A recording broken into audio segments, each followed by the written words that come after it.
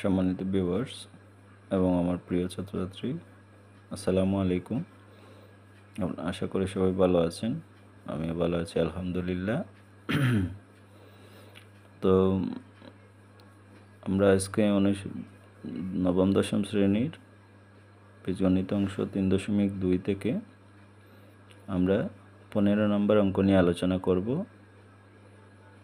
তার আগে আমাদেরকে যে কাজটি করতে হবে, প্রথমে যারা এখনও সাবস্ক্রাইব করেননি আমার চ্যানেলটি প্রথমে সাবস্ক্রাইব করেন, এরপর লাইক কমেন্ট শেয়ার দিয়ে পাশে থাকবেন। ইনশাল্লাহ আমি আপনাদের পাশে সবসময় থাকবো ইনশাল্লাহ। আর কোনো সমস্যা হলে কমেন্ট বক্সে জানিয়ে দেবেন। তো আমরা আর কথা লম্বা না করে আমাদের মূল কাজে চলে যাই। আমরা আজকে এই 15 নম্বর অঙ্ক নিয়ে আলোচনা করব। 2x - 2/x = 3 হলে দেখাও যে 8 × x³ - 1/x³ = 63 বলতে আমাদেরকে 63 বের করার কথা বলা হয়েছে। তাহলে আমরা এখানে ডান পক্ষ বাম পক্ষ করে করতে পারি, আবার LHS সমান RHS দিয়েও করতে পারি। তাহলে আমরা প্রথমে যে কাজটি করব, আমাদেরকে প্রথমে লিখতে হবে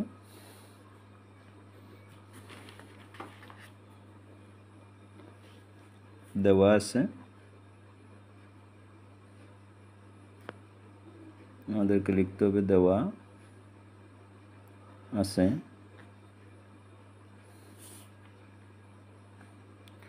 2x - 2/x = 3।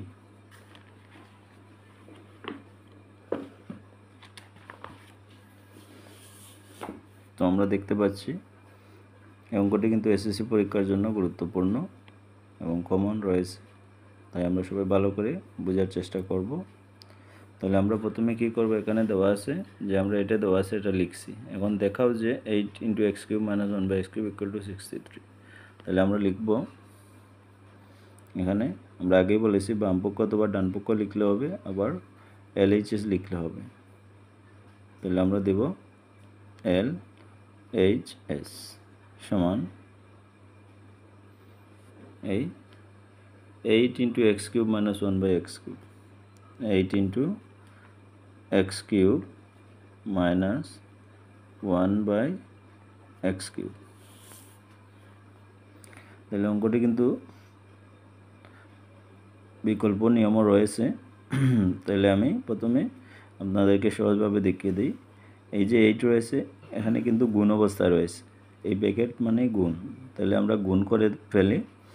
8কে x³ দ্বারা গুণ করলে হবে 8x³ মাইনাস আছে এই মাইনাস, আবার এই যে 8 রয়েছে সেটা কিন্তু উপরে গুণ হয় সবসময়। এখানে কোনো সংখ্যা থাকলে বা ভগ্নাংশ জাতীয় কোনো সংখ্যা তার সামনে যদি থাকে তাহলে সেই সংখ্যাটি উপরে গুণ হয়। তাহলে 8 হবে আর নিচে রয়েছে x³ সেটা থাকলো।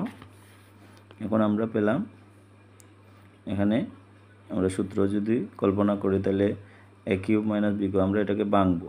তাহলে কি হবে, 8কে ভাঙলে 2 পাওয়া যায়, x রয়েছে কিউব, তাহলে আমরা দেব 2x all³ মাইনাস এখানে আছে 8, আমরা 8কে আবার ভাঙলে আমরা জানি 2 বের হয়, আর x রয়েছে কিউব, তাহলে x দেব, এখানে আমরা দিব হর হিসেবে কিউব।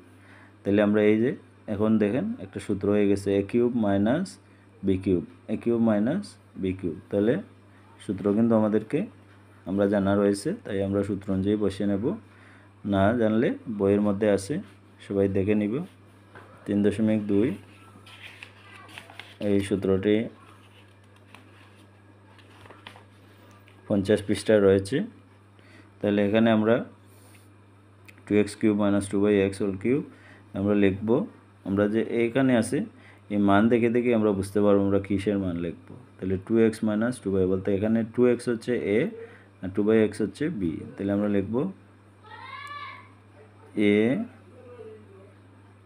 - b all³ প্লাস 3, এই যে 2x হচ্ছে a, 3a, এই 2/x হচ্ছে b।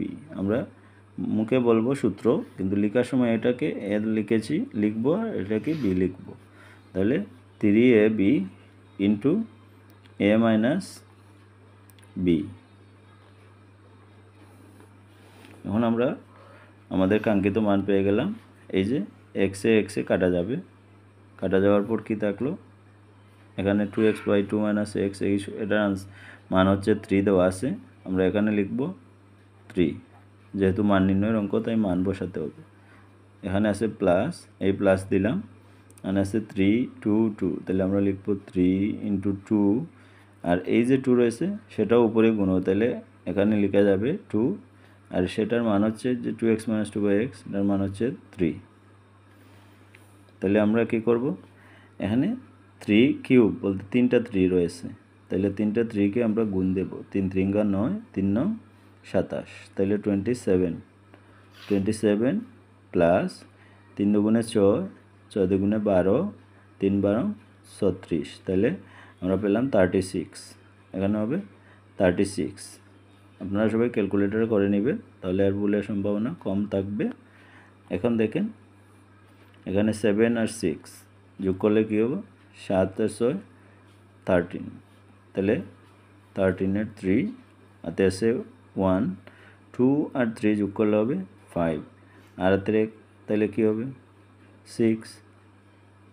এই 63 আমাদেরকে বলা হয়েছে 63 বের করার জন্য, তাহলে সেটাই হচ্ছে RHS অথবা ডান পক্ষ RHS।